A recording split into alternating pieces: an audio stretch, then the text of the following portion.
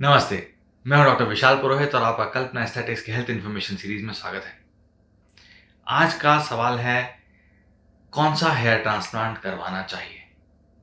अब ये सवाल कहाँ से उठता है? ये सवाल यहाँ से आया कि मेरे पास बहुत सारे पेशेंट आते हैं और अधिकतर मरीज जो मेरे पास आते हैं हेयर ट्रांसप्लांट करवाने के लिए, वो दरअसल इंटरनेट पे सब कुछ पढ़कर आते हैं। उन्हें पता होता है कि अलग-अलग तरह के हेयर ट्रांसप्लांट क्या हैं, किसका क्या फ़ायदा है, किसका क्या नुकसान है।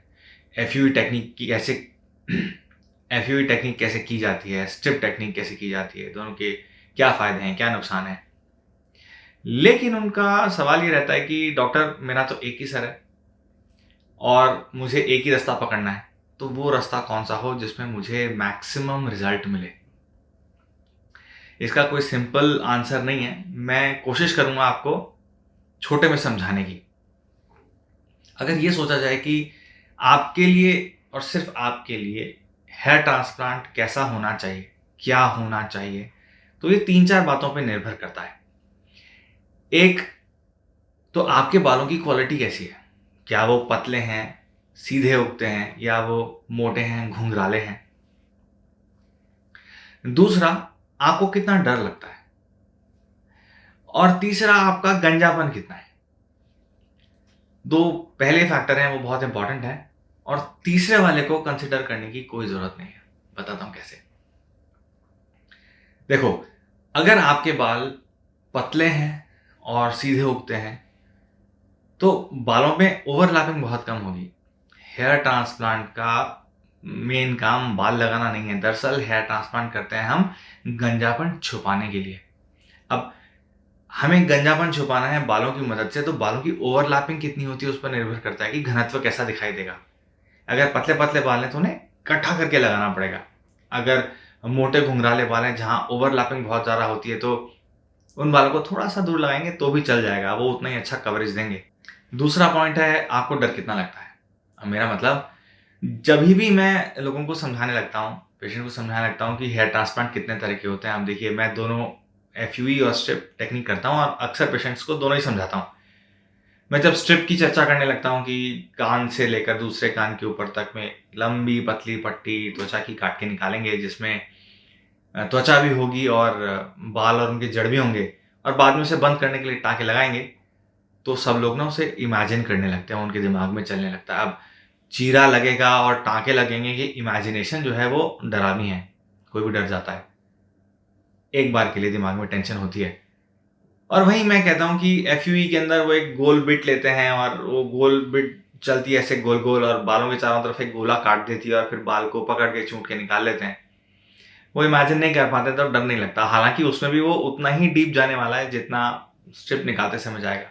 खैर, जो भी है, आपका डर अगर इंसिजन के प्रति, निशान के प्रति और टाँकों के प्रति बहुत ज़्यादा है और आपने मानस बना लिया है कि नहीं, मुझे तो सिर्फ़ एफयूई ही करवाना है, तो फिर आपके लिए कहानी यहीं खत्म हो जाती है।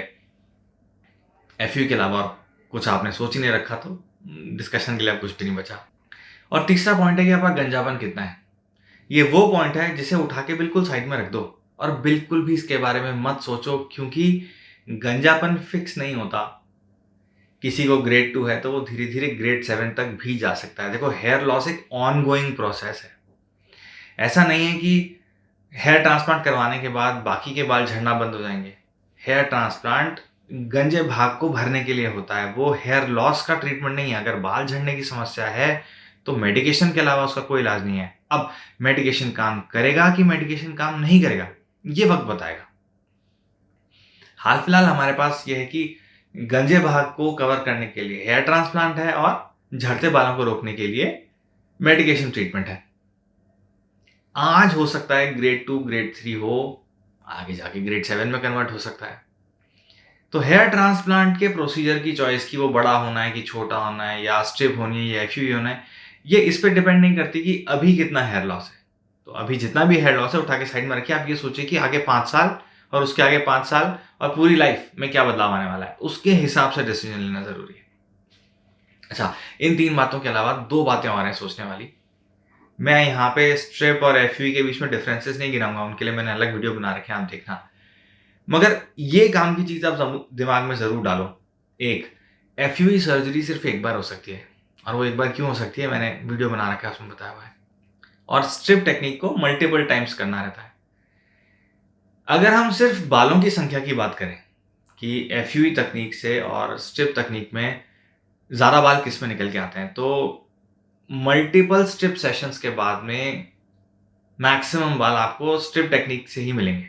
करीब एफयूई तकनीक से दुगना, कई जगहों पर 3 गुना ज़्यादा बाल आपको ओवर टाइम स्ट्रिप टेक्निक से हार्वेस्ट करने के लिए मिल जाएंगे। लोग ये भी पूछते हैं तो फिर डॉक्टर इतनी बार क्यों स्ट्रिप करोगे आप, एक ही बार स्ट्रिप करके सारे बाल निकाल लो। वो पॉसिबल नहीं है। वो इसीलिए पॉसिबल नहीं है क्योंकि हेयर ट्रांसप्लांट सिर्फ बाल लगाने की प्रक्रिया नहीं है। हमको ये भी देखना है कि पीछे जहाँ से हमने बाल लिया वहाँ कोई नुकसान नहीं होना चाहिए। अब बहुत चौड़ी स्ट्रिप नहीं निकाल सकते, फिर उसको बंद करने में बड़ी दिक्कत होगी। अब खींचातानी करके हमने बंद कर भी दिया तो निशान बड़ा चौड़ा आएगा।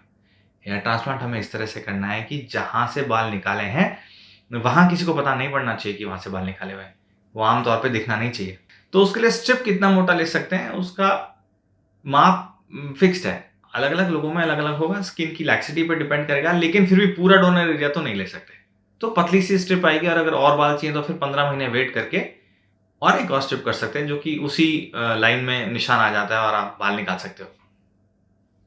तो पॉइंट यह है कि एफयूई सिर्फ एक बार हो सकता है और स्ट्रिप मल्टीपल टाइम्स की जा सकती है जो कि मैक्सिमम बाल देती है।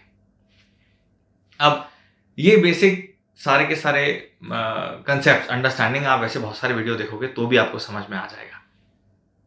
सवाल जो मैंने इनिशियली पूछा था, जो मुझसे लोग पूछते हैं, तो मैं मेरे लिए क्या करूं, पेशेंट यही पूछेगा। बाकी सब ठीक है, हमको सारा ज्ञान है, आप तो ये बताओ इतने कन्फ्यूजन के बीच में मेरे लिए क्या फिट है।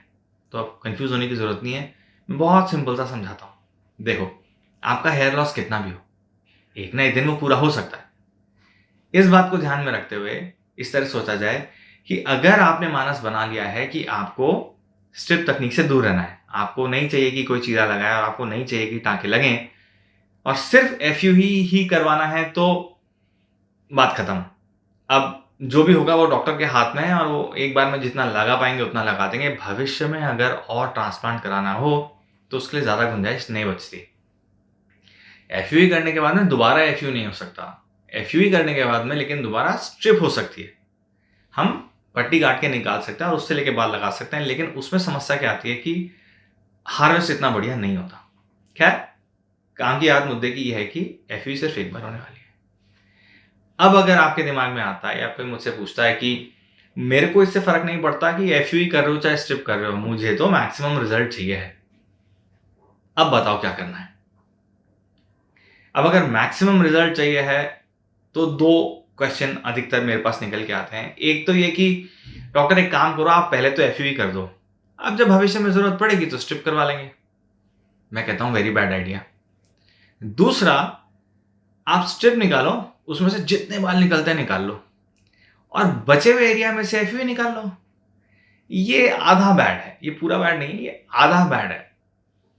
पहले वाला, पहले एफयू करके उसके बाद कभी सेकंड सेशन में या आगे भविष्य में जरूरत पड़े तो स्ट्रिप करके और बाल लगाने में दिक्कत क्या होती है कि जब हम एफयू करते हैं तो खूब सारा स्कार टिश्यू बनता है डोनर एरिया के अंदर, छोटे छोटे छोटे छोटे। और ये स्कार टिश्यू क्या करता है, मौजूदा जड़ों को अपनी तरफ खींच लेता है, उनका डायरेक्शन चेंज कर देता है। प्लस स्कार टिश्यू बहुत हार्ड होता है। जब हम स्ट्रिप निकाल के उसमें से बाल हार्वेस्ट करने की कोशिश करते हैं दूरबीन के नीचे, तो ना वो कुरेद के निकालने जैसा हो जाता है। उस स्ट्रिप में से लगभग 1/3 बाल निकलते हैं, तो यील्ड अच्छी नहीं होती, बहुत सारे बाल नहीं निकल पाते।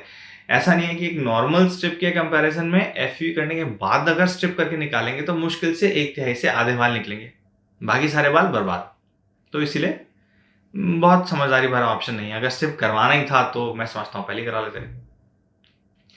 दूसरा, स्ट्रिप करने के बाद एफयू भी उसके अंदर जोड़ करके पूरा भरने का इरादा। अब ये ठीक है अगर आपने मन में ये सोच रखा है कि मुझे बस एक बार ट्रांसप्लांट कराना है और उस ट्रांसप्लांट में मुझे मैक्सिमम बाल लगवाने हैं, तो मैं समझता हूं उसके लिए ठीक है। एक तरह से आपने स्ट्रिप सर्जरी की, उसके साथ में एफयू के एक्स्ट्रा बाल निकाल लिए और उनको मिला करके जितना मैक्सिमम एरिया कवर हो सकता है वो एरिया कवर कर दिया।